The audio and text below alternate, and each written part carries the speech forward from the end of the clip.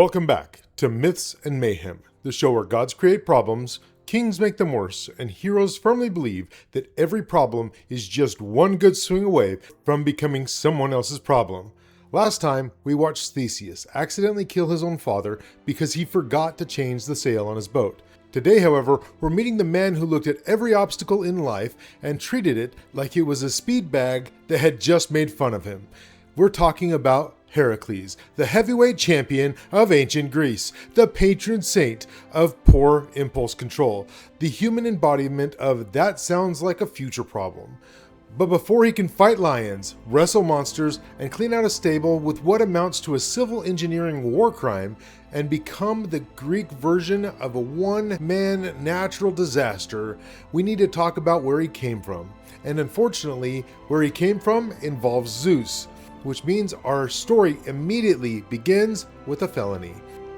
Today, our story starts with Alcmene. She was smart, beautiful, loyal, and happily married. In other words, exactly the kind of person Greek mythology sees and immediately decides to mess with. Everything was going great, and then Zeus noticed her.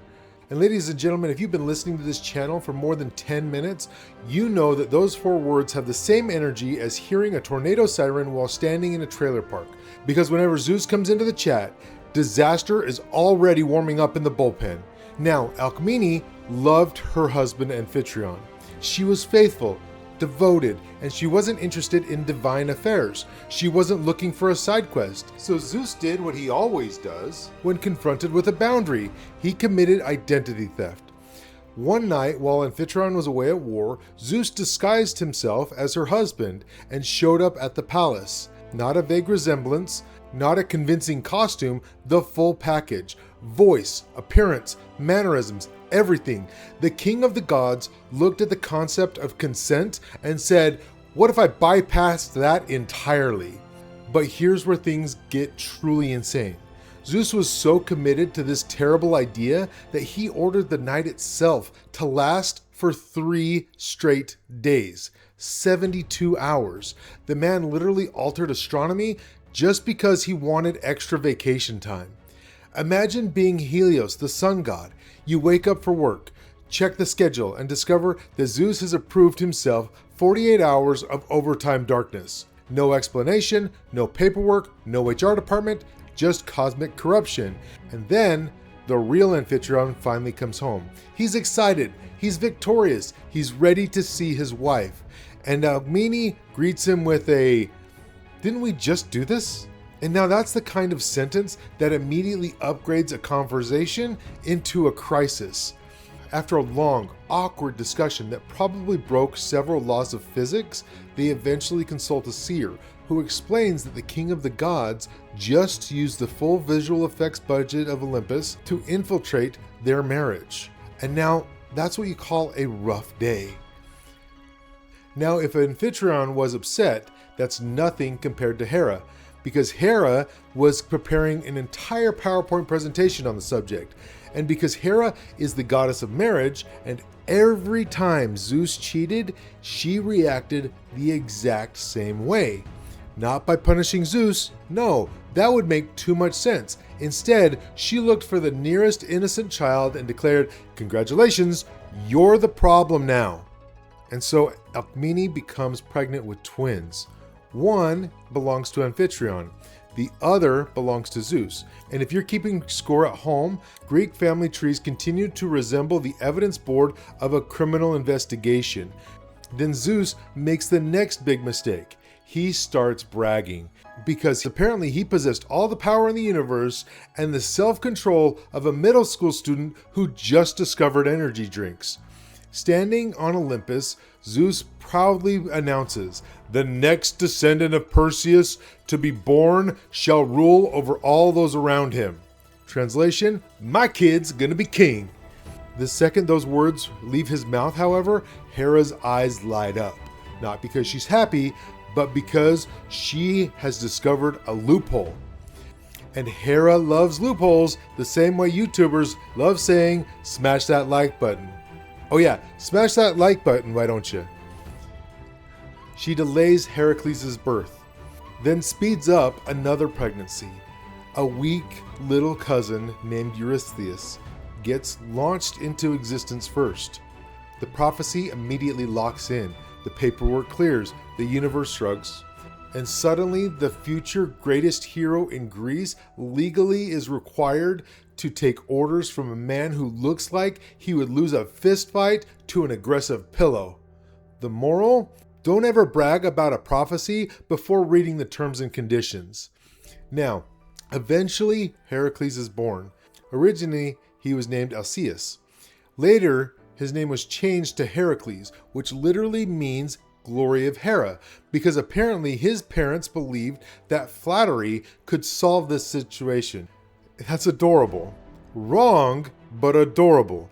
A few months later, baby Heracles is sleeping beside his twin brother. Hera decides it's time to settle the score. She doesn't send an assassin. She doesn't send a strongly worded letter. No, she sends two enormous, venomous snakes into the nursery. And now let's compare these two brothers' reaction. The twin brother, he immediately panics, starts screaming, crying, and having an existential crisis. Exactly what a normal baby would do in this case. Heracles, he looks at the snakes, looks at his brother, looks back at the snakes, and apparently decides this right here is a skill issue. The child reaches out with his tiny baby hands, grabs both snakes, and then strangles them to death. Not eventually, not after a struggle, immediately. Then his parents burst into the room, swords drawn, expecting the worst. They discover their infant laughing in the crib, while casually holding two dead reptiles, like a toddler showing off finger paintings to his parents. At that moment, Amphitryon realizes two things. First, this is absolutely not my kid. Second, we're going to need stronger furniture. As Heracles gets older, his strength stopped being impressive and started becoming a municipal concern.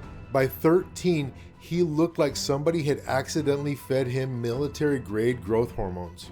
And Amphitryon hired the best tutors in Greece: archery, wrestling, chariots, combat, everything. And Heracles excelled at all of it because most of those activities involved hitting things. And then someone had an idea.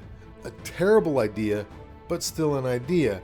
They decided that Heracles needed culture, so they called Linus, the brother of Orpheus, a respected scholar, a master musician, a patient teacher, and unfortunately the future winner of Worst Career Choice in Greek History Award.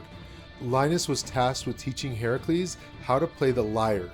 Now, a lyre is a delicate musical instrument, which is as compatible with Heracles as a Fabergé egg with a wrecking ball. One day, Heracles gets frustrated.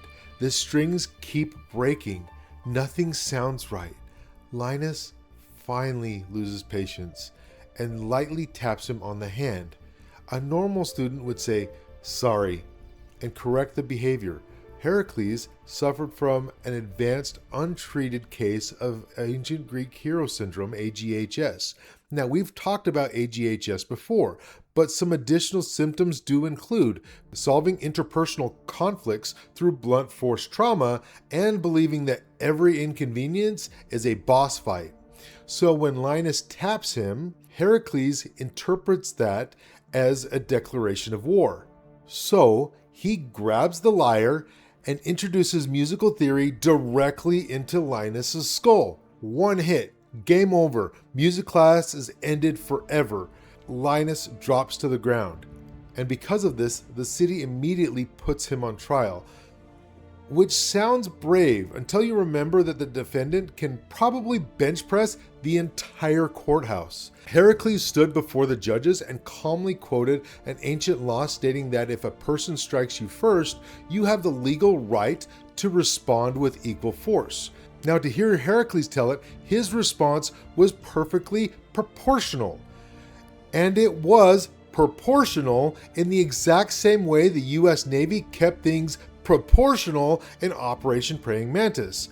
For those unfamiliar with the story, Iran touched an American boat, which is a cardinal sin, and the US responded calmly, professionally, and mathematically deleting half of the Iranian navy in a single afternoon. That's what they called a proportional response. The scale, well, that was open to interpretation. Linus tapped Hercules on the knuckle with the teaching stick. So Hercules responded by introducing the lyre to the man's skull, deleting him from the search history of life.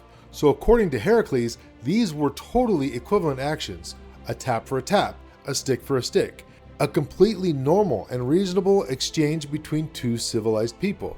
Yep, that math, that totally checks out. The judges looked at the law book, then they looked at Hercules, then they looked back at the law book, and then they collectively decided that they absolutely did not want that smoke. A quick vote was taken, the verdict was reached, and somehow, incredibly, the official ruling was self-defense. Everybody went home. Amphitryon, meanwhile, takes a look at the situation and says, maybe civilization isn't right for this kid. So he ships Hercules into the mountains, which was probably the smartest parenting decision he ever made. Now, while living out on the cattle farms, Hercules finally found his element. He spent his days carrying logs, wrestling confused bulls, and sleeping under the stars. It was a perfect quarantine for a teenager whose strength had already become a public safety concern. No music teachers, no courtroom appearances, no fragile furniture, just hard work and open wilderness, which was great. Unfortunately, a hero can never stay hidden in the woods forever, because Greek mythology sees a hero in a peaceful landscape and immediately starts downloading the next monster. In this case, a massive predatory lion began terrorizing Mount Cithaeron. And this was not a normal stray cat. This thing was huge, aggressive, and systematically turning the local livestock into an all-you-can-eat buffet. Hunters tried tracking it. They tried trapping it. They tried shooting it. Nothing worked. Arrows bounced off. Spears shattered. The lion was basically speedrunning the local hunting population. When Hercules heard about the problem, he looked down at his favorite club and then smiled. Because if there was one thing AGHS had taught him, it was that every problem looked suspiciously like something that needed to be hit. So he tracked the lion to its cave and immediately bypassed the entire concept of strategy. He didn't set a trap. He didn't go gather a hunting party. He didn't bring a tactical squad of archers. He simply walked through the cave and initiated what can only be described as a locker room brawl.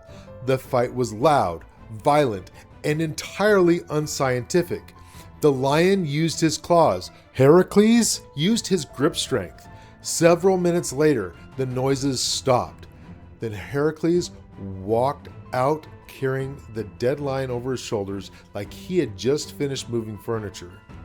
The locals were thrilled. The lion was dead, the cattle were safe, and Hercules immediately decided that what he needed was a wardrobe upgrade. He skinned the animal and fashioned its thick pelt into a massive cloak and turned the skull into a helmet. From that day forward, he had unlocked his signature tank build. If Greek mythology had character classes, Hercules had just selected Heavy Assault Demigod. The word of the feat spread quickly. King Thespius was so impressed that he invited Hercules to stay at his palace for 50 days. Now at this point, most kings would just throw a banquet, maybe hand out a medal, possibly commission a statue. Thespius had a different plan, because ancient Greek kings had absolutely zero understanding of personal boundaries. No, Thespius wanted Hercules' legendary genetics integrated directly into his royal family. Now, when I say royal family, I mean all 50 of his daughters. 50. That's not a family. That's a small town. Every night of Hercules' stay, Thespius quietly sent a different daughter into his room. Now, to hear some versions of the myth tell it, Hercules was so focused on eating banquet food and telling hunting stories and enjoying the post-lion victory tour that he never realized what was happening. He just thought that the palace room service was remarkably consistent, which somehow makes his story just a little bit funnier. By the time he checked out, the lion was dead, the herds were safe, and Hercules had accidentally generated enough future sons to start his own NFL expansion franchise. He was 19 years old, undefeated, wildly famous, and completely confident. And the entire Greek world was beginning to learn his name. Unfortunately, the universe had also started paying attention. Now, on his way back to Thebes, feeling pretty good about himself in his new lion skin armor and rapidly growing reputation, Heracles encountered a delegation of heralds from the rival kingdom of the Minions. Now, these men weren't ordinary travelers, they were tax collectors, and not the mildly annoying kind either. These were the annual collectors of a tribute that forced Thebes to hand over 100 head of cattle every year after losing a previous war. The treaty was brutal, the minions were arrogant, and these heralds treated everyone like dirt. Basically, they were the ancient Greek version of somebody who reminds you that they're management before introducing themselves. They stopped Heracles on the road and immediately started barking orders. Heracles listened for approximately 5 seconds and decided he wasn't having any of it. Then he looked at the invoice. Now, a normal citizen would have swallowed their pride, paid the tax, and then complained about it later on the internet. Heracles had yet to be treated for his case of AGHS, so his tolerance for diplomatic auditing was zero.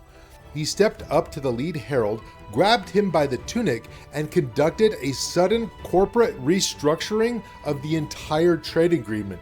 He didn't draw a sword, he didn't draw a weapon. Instead, he used his bare hands to Mr. Potato Head the nose and ears off of the tax collectors. And then he tied the severed appendages around their necks with a rope, bound their hands behind their backs, and informed them that that was the official tribute payment. The heralds sprinted home in absolute terror, half traumatized, half disassembled, and fully committed to finding a different career path. When they finally arrived before King Erginus, they looked less like diplomats and more like a public service announcement. The message was clear: trying to collect taxes from Thebes while Heracles was around may have side effects. Now, King Erginus was furious. He immediately rallied his cavalry and declared total war on Thebes. Now, back in Thebes, panic erupted. The king looked at Amphitryon and basically screamed, "Your son just started a war. We don't even have an army." The minions had disarmed Thebes years ago. The city was hopelessly outmatched. Everyone was terrified. Everyone except Heracles, because panic requires self-preservation instincts, and Heracles had never shown any evidence of possessing any of those. He walked into the palace wearing his lion skin and said, "Don't worry about it, I have an idea." Now, if you've been listening to this channel for any length of time, you know absolutely nothing good ever follows those words. His grand strategy was simple: raid the temples, take the decorative armor that previous generations had dedicated to the gods, and hand it out to the civilians, and then hope for the best. Shockingly, it worked. Heracles organized a small guerrilla force and then led them to a narrow mountain pass where the enemy cavalry couldn't maneuver. And there he waited. When the minion army entered the pass, Heracles launched an ambush that can only be described as a tactical demolition project. He fought at the front of the line, swinging his club like he was personally trying to lower the enemy population statistics. Shields shattered, armor crumpled, formations collapsed. The entire battle turned into a physics demonstration. During the height of the fighting, however, tragedy struck. Amphitryon, who was fighting next to his son, was killed in the battle. In a moment, the man who had raised Heracles, protected him, and guided him through childhood was gone. And whatever restraint Heracles had left disappeared in an instant. He roared with fury, smashing through the enemy lines. He killed King Erginus himself, breaking the minion army so completely that the war ended that same afternoon. The tribute was abolished forever. Thebes was free. Hercules became a national hero. The king, overwhelmed with gratitude, gave him the hand of his eldest daughter Megara, along with a massive royal estate. And for the first time in his life, Hercules had everything. He had wealth, glory, a loving wife, a growing family, the respect of an entire kingdom. Everything was perfect. And now if you've watched even one episode of Greek mythology, you already know what that means. The universe is about to drop a piano on somebody. In conclusion, that's how we got the world's most dangerous toddler. Next time, we're covering the madness of Hercules, or as I like to call it, the reason Greek mythology eventually issues a court-ordered community service package involving 12 impossible jobs. Until then, stay curious, stay legendary, and remember, if your baby strangles venomous snakes before they learn how to walk, maybe skip the music lessons and start investing in reinforced walls. See you next time. And if you're enjoying Myths and Mayhem, hit that like and subscribe button so you don't miss any future episodes.